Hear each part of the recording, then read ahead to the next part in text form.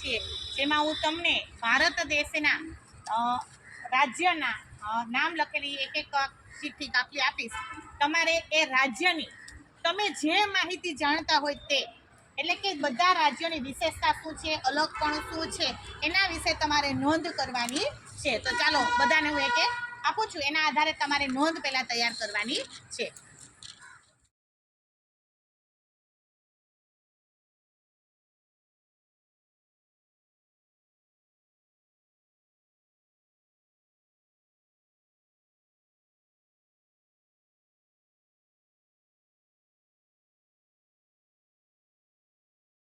छत्तीसगढ़ तेनी दिशा उत्तर दक्षिण पाटनगर रायपुर खानपान छत्तीसगढ़ी थाળી અને દાળ ભાત બોલી છત્તીસગઢી ભાષા છત્તીસગઢી પહેરવેશ તેનો પુરુષોનો કુર્તા અને ધોતી સ્ત્રીનો સાડી અને બ્લાઉઝ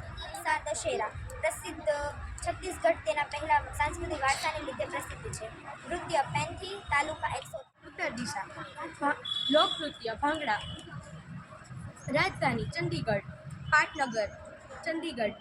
પહેરવેશ સ્ત્રીઓ પટિયાલા કુર્તા અને પુરુષો ધોતી કુર્તા અને પાઘડી ખોરાક લસ્સી છોલે ભટુરે મકાઈની રોટલી સરસવનું શાક બોલી પંજાબી અને ફારસી તહેવાર ગુરુ નાનક જયંતિ સ્થાપના 1 નવેમ્બર 1900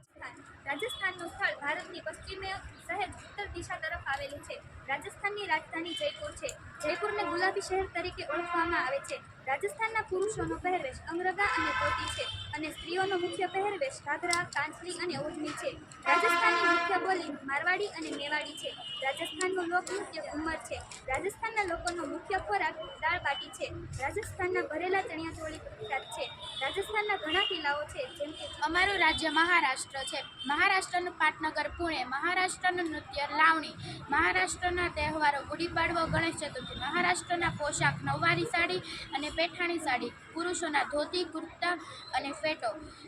મહારાષ્ટ્રની દિશા ઉત્તર પૂર્વે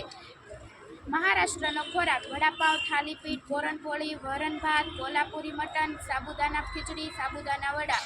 મહારાષ્ટ્રની ભાષા મરાઠી પ્રવૃત્તિમાંથી અમને રાજ્ય વિશે શીખવા મળ્યું તેની જીવનશૈલી વિશે શીખવા મળ્યું તેના રાજ્યમાં શું શું હોય છે તેનું મુખ્ય શું છે તેનું નૃત્ય તેનો પહેરવેશ તેનો ખોરાક તે બધું અમને શીખવા મળ્યું પછી તેમાં કઈ કઈ જાતિઓ રહે છે તે લોકોની બોલી કઈ છે તે વિશે અમને સમજણ પડી ભારત અલગ અલગ જાતિઓ ધરાવતો દેશ છે પણ તે એક તાંત્રિકથી બંધાયેલો દેશ છે